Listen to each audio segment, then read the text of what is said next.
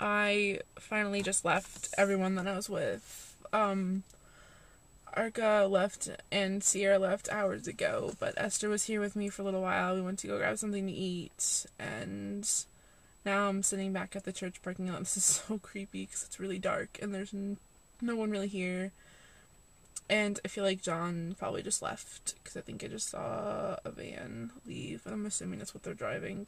Before I drive home, I kind of just wanted to get this out because it's still kind of inside me, and I need to get it out before I can drive home because I'm freaking out too much. Oh my gosh. Sometimes in my life, I wish I had like a small camera just like filming everything behind me, because I'm kind of freaking out a little bit. This was completely different. This was a completely different experience than meeting John was 2 years ago, because I don't even want to say I'm prominent in the nerdfighter community because I don't feel like I am. I don't feel like it. I just feel like a regular nerdfighter, just like every other regular nerdfighter. Because, I mean, a lot of people would die to have the attention that I just had tonight from John. And it feels really surreal. I feel like it didn't really happen. I feel like because no one has video proof of it, that it didn't happen. I can't believe that it happened. I really can't. I was sitting and asking a question because I wanted to ask them this question, like ever since I read Will Grayson. I wanted to ask them why they did this. And my question was about how like the even numbered chapters don't ever use proper capitalization. And before David had the chance to answer, because those were David's chapters, John was like, "Oh, hey, Sara." And I'm just like, wait, what? What? He knows my name? What even? And the thing is like, part of me kind of felt like it was possible that he would know who I was. Because, I mean, I've talked to him on Skype a few times, and I've met him a few times, and I don't know. Like, I'm sure he's probably seen my picture on Twitters and stuff like that. But to see it happen, to see him look at me and say, "Hi, Sara," kind of just blew my mind. I'll be honest. I don't understand how someone like me, like maybe it's because maybe I'm putting John back up on a pedestal. For a really long time, John wasn't on a pedestal anymore because he became John Green the dad, and John Green, like, a young adult novelist, and John Green, Edgar Award-winning young adult novelist, and John Green the father, and like he had more sides to him, and as time has gone on, I've seen more sides of John that, I don't know, I would say that, I mean, most people get to see most of the sides, but then there are times when I'm in Skype conversations with him and I'm like, John Green the real person, like, this is just really John Green, like, there's nothing to be intimidated by, there's nothing to be, I don't know, there's nothing to be any of that stuff by, because he's just a person. He's a person like you and me.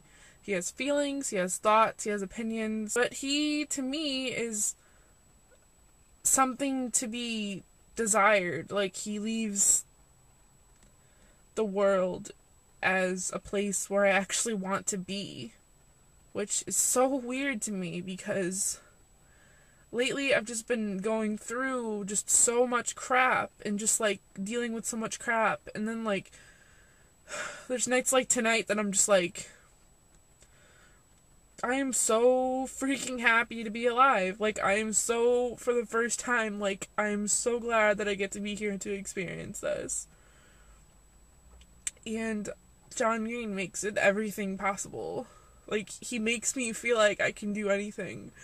And there's not enough people in this world that can do that for me. And he's one of them. And I feel like I'm crying now. Excuse me. I'm just really emotional. Like, he makes me feel motivated. He makes me feel like if I just want to do whatever, I can do whatever I want, because he's living his dream and writing books, and he has a son, and he has a wife, and he has his, for I mean, I'm sure it's not all beautiful, but from the outside it seems pretty damn good. And he has a house, and he has a beautiful wife, and he has a beautiful son, and he makes me feel like if he can do it, why can't I? And there are people walking over here, and they're probably thinking that I'm completely insane.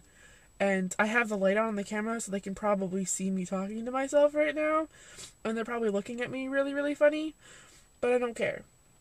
Because John Green just is so much more than he will ever realize. Like, he has done...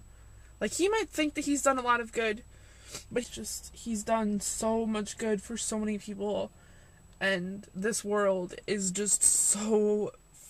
Excuse my language, but so fucking lucky to have a John Green in it. Seriously, the world doesn't even know. The world doesn't even know the half of it. John Green is an amazing person who has changed the world as I knew it, and has changed me. Like he always says, he wants a seat at the table of when teenagers or even when 22-year-olds are fucking discovering themselves for the first time and finally figuring out who they are and what their beliefs are and how they feel and all this crap. And for the first time in like 6 months, maybe even longer than that, I felt like a fucking person again. Like, I felt like myself again. And I don't ever want that to go away. And I don't know what John or Hank or Nerdfighters or whatever, I don't know what brings that out. I don't understand what brings it out. But I don't ever want it to go away.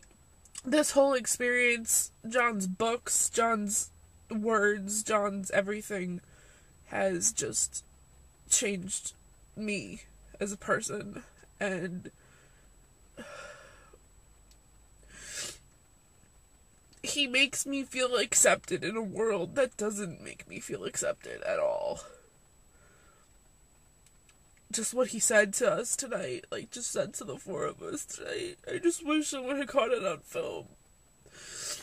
Because it was just so freaking moving. John Green, you've changed so much. You've just changed everything about myself, and I just want to, like, go and run the fucking marathon and, like, eat some pizza. Oh, I should probably get home because it's really late, but I just don't want this to end.